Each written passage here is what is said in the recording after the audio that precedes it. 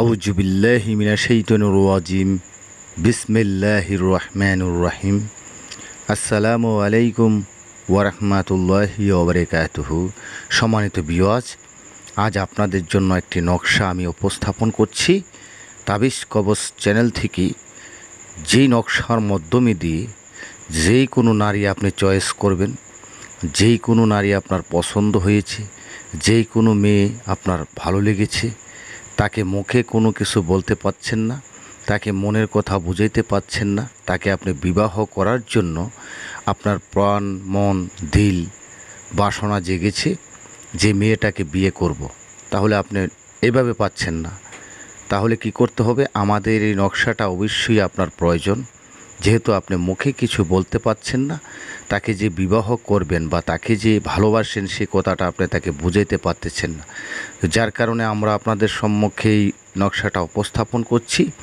যদি ভালো লাগে তাহলে আমাদের চ্যানেলটি সাবস্ক্রাইব করবেন, লাইক দিবেন, শেয়ার করবেন আর ভিডিওটা পুরোটা দেখবেন, আমার নিয়মটা শুনবেন।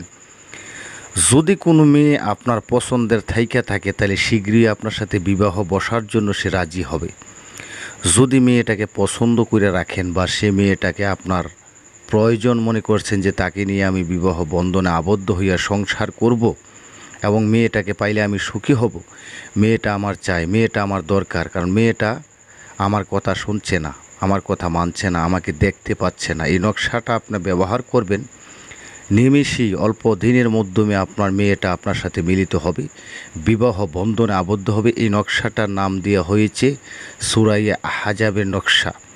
সূরা আহজাবের নকশা। এই নকশা যে ব্যক্তি এটা ঠিকমতো প্রয়োগ করতে পারবে, যেই কোনো নারী বশীভূত বাধ্য হইয়া তাহাকে জড়িয়ে ধরবে এবং তাহার কাছে চলে আসবে, ছুটে আসবে। তাহলে এই নকশাটা আপনি কিভাবে করতে হবে অবশ্যই জানার প্রয়োজন। আমি আপনাদেরকে বলছি, আপনারা তার আগে আমার ভিডিওটি লাইক দেন আর আমি পুরো নিয়মটা আপনাদেরকে বলছি।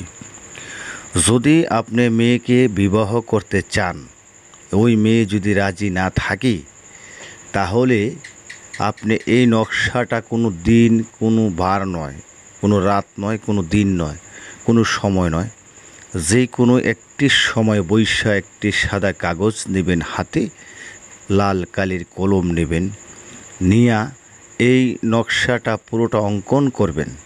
এই লেখাগুলো পুরোটা লেখা দেখবেন, চেক দিয়ে লেখাগুলোর মাধ্যমে কোনো কম লেখছেন না বেশি লেখছেন নাকি লেখাটা ঠিক আছে।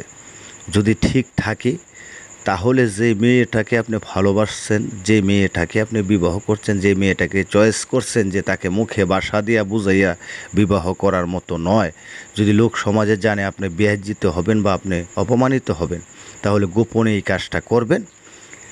এই নকশাটা লেখা আপনি পুরুষ হয়ে থাকলে ওই মেয়েটা যে মেয়েটাকে ভালোবাসেন তার পিতামাতার নামও লাগবে না, শুধু মেয়েটার নামটা উল্লেখ থাকবে। এইটার পিছনে এই নকশাটা লেখা পিছনে মেয়েটার নামটা লেখা আল্লাহ তাআলার কাছে একটি দরখাস্ত করবেন যে হে রব্বুল আলামিন, আমি এই মেয়েটাকে বিবাহ করতে চাচ্ছি, তাকে তোমার হেফাজতে নিয়ে তার মনটাকে একেবারে নরম করে, দিলটাকে নরম করে আমার সাথে মিলিত করে দাও। বাস, ইনশাল্লাহ আপনি ডান হাতে বাইন্দা রাখবেন, দেখতে পারবেন ম্যাজিকের মতো সেটি কাজ করবে, বিবাহ বসবে এবং সে রাজি হবে, একেবারে মনটা তুলার মতো নরম হবে মেয়েটা, যদি আপনি ঠিকমতো এটা করতে পারেন। তো বন্ধুগণ, আমি আপনাদেরকে বলে রাখলাম, পরবর্তী ভিডিও নিয়ে হাজির হব। যদি ভালো লাগে অবশ্যই আমার চ্যানেলটি অ্যাক্টিভ থাকবেন। আল্লাহ হাফেজ। পরবর্তী ভিডিওতে